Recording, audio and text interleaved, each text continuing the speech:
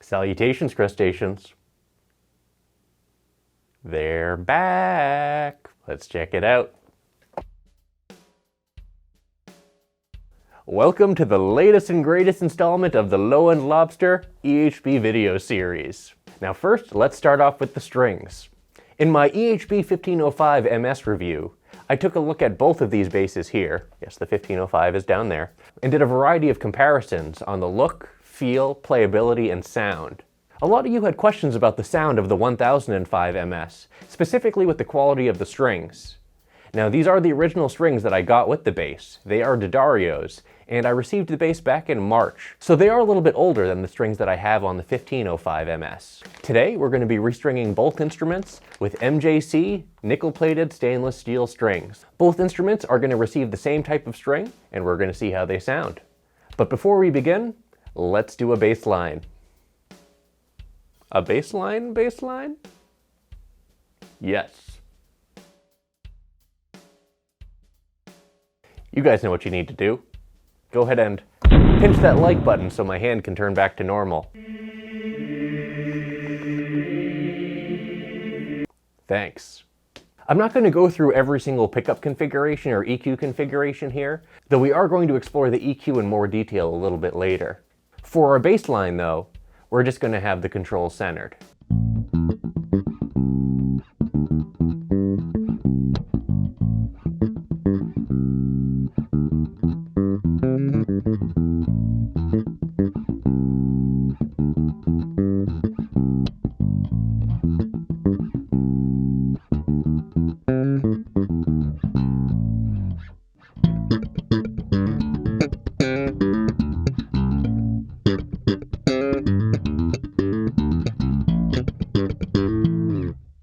Now let's check out the 1505 MS.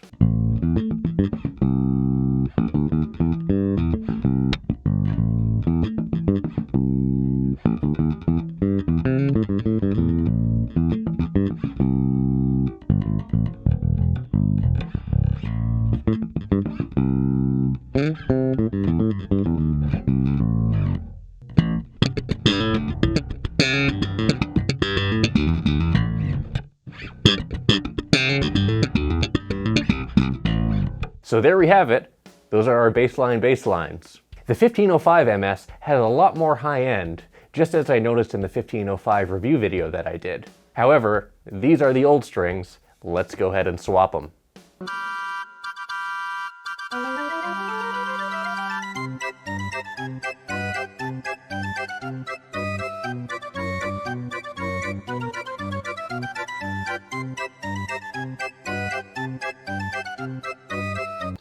And we're back.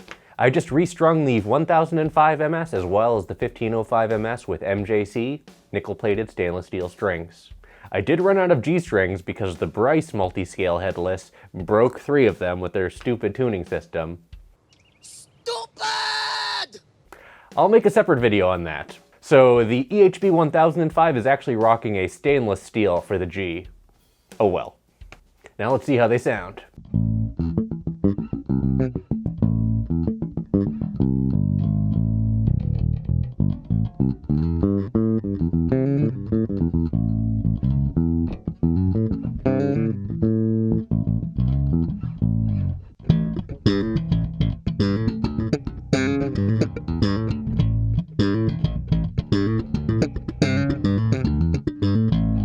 Now let's check out the 1505.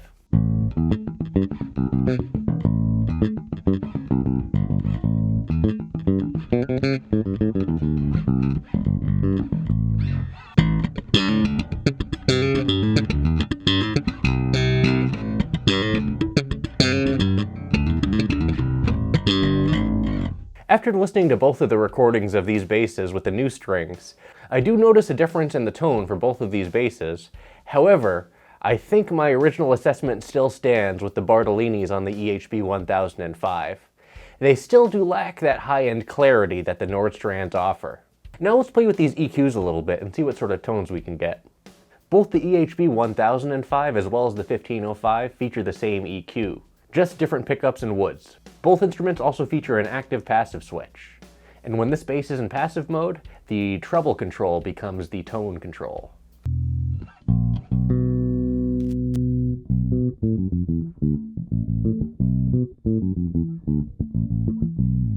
This is what the EHB 1005 sounds like in passive mode with both pickups on and the tone control at 100%.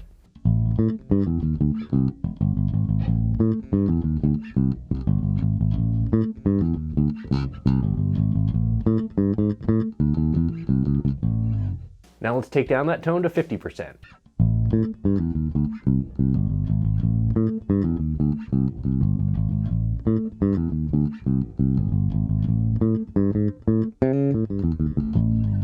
And here's the tone all the way down.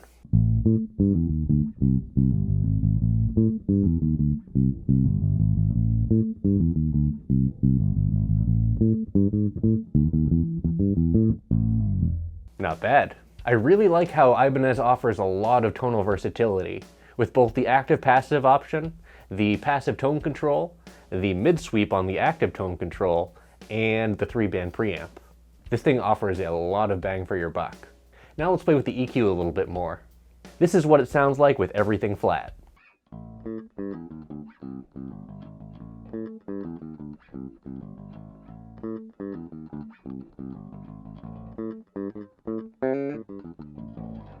Next, we're going to bring up the bass to 50%.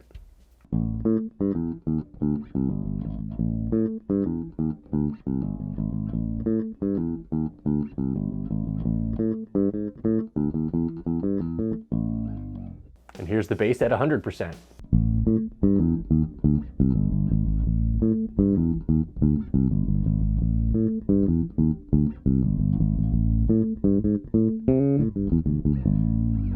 Next, let's check out the mid control. First, here's everything flat again.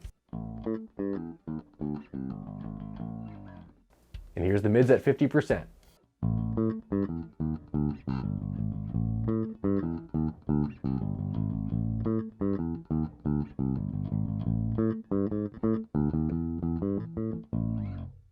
And the mids at 100%.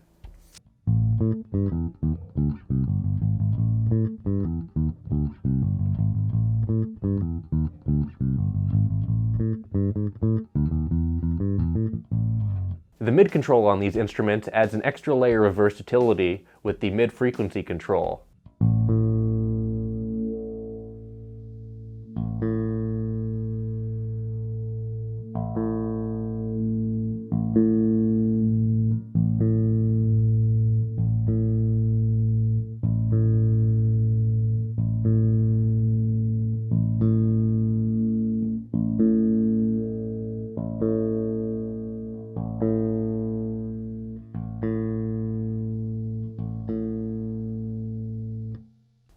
Man, you can dial in a lot of different tones with this. Last, let's check out the treble control on this. Here's everything all the way down one more time.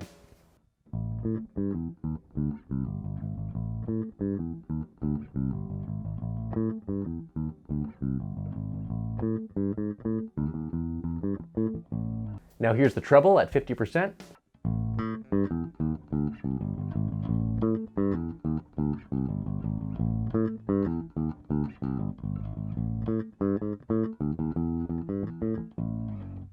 And here's the treble at 100%.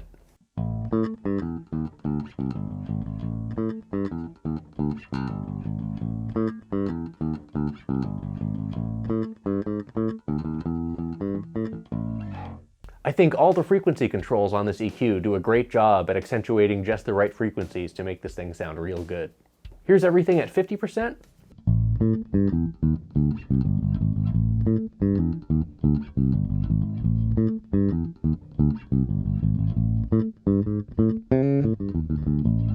And here's what it sounds like with the mid scooped just a little bit.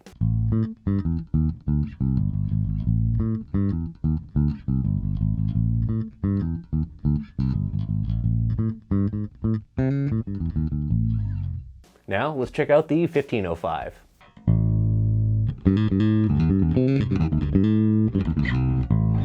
So as I mentioned before, the 1505 features the exact same preamp as the 1005, with all the same features. Let's check this thing out in passive mode and let's play with that tone control. Here's what this thing sounds like with the tone at 100%.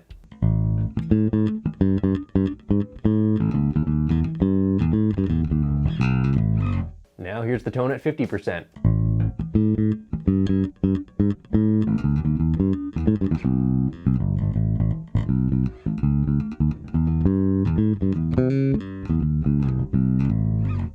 And the tone all the way down.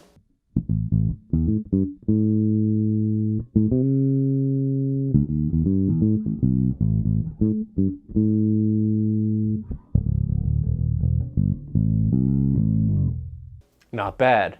These Nordstrands definitely have a lot more growl to them and sound a bit more aggressive, whereas the Bartolinis sound a little bit more old school. Now let's play with this preamp a little bit. Here's what it sounds like with everything all the way down.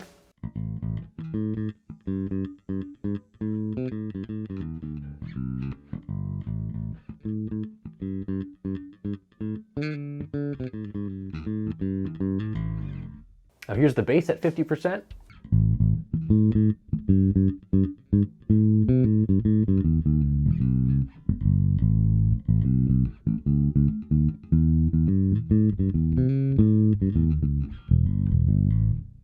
And the bass at 100%.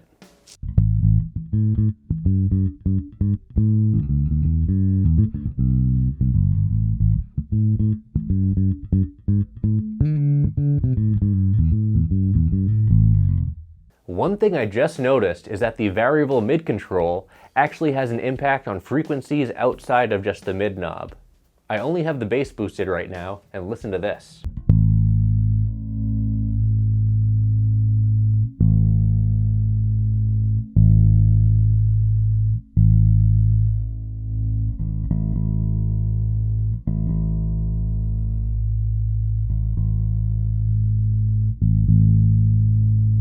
That mid-frequency knob is definitely doing something. Next, here are the mids at 50%.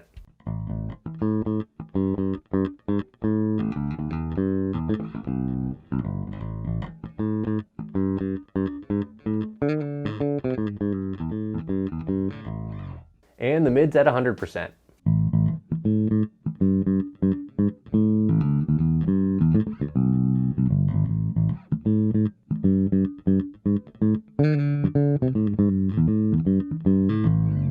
And let's check out that mid-frequency control.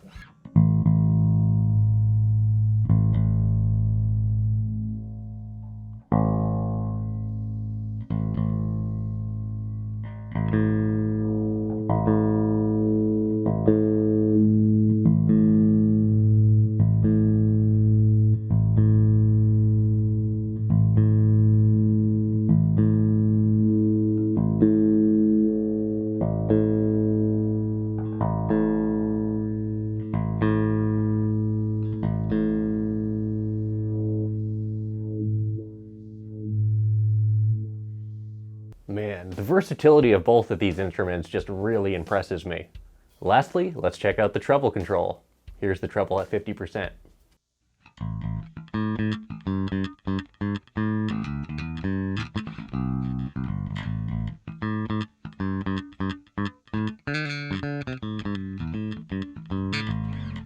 And the treble at 100%.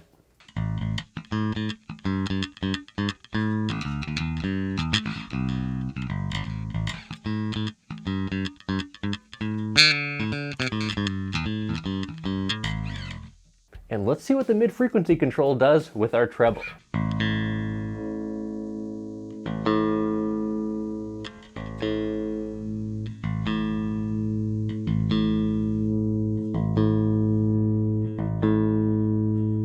Interesting. So I think I'm going to call it here.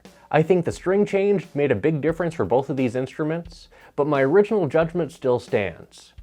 I do think that the Bartolinis still lack a bit of that high end that the Nordstrands have, and I think they both have their different niches. The Bartolinis fit in a more old school setting, and would probably be more appropriate for jazz, funk, rock, whereas the 1505 is probably better for harder rock, metal, and things like that. That being said, the versatility offered by the preamp on both of these basses will make these great instruments no matter what you play. I was planning on adding an In the Mix jam to this video, but I think it's run a little bit long, so I'm going to make a separate video for that, and it's going to feature a very special guest star, so stay tuned. Other than that, please let me know in the comments below if you have any other questions on these EHB basses or what you want to see in future EHB videos. I think I'm forgetting something. Oh, right. These are the Aguilar DCB D4 pickups that are going to be going in this. It should be a relatively straightforward swap, and I want to see if the Aguilars will make a big difference on the tone of the 1005. That video is going to be coming in the next couple weeks, so be sure to subscribe and stay tuned. Well, that's it for this video. Be sure to like, subscribe, and leave a comment down below and let me know what you think about the Ibanez EHBs. And as always, until we groove again,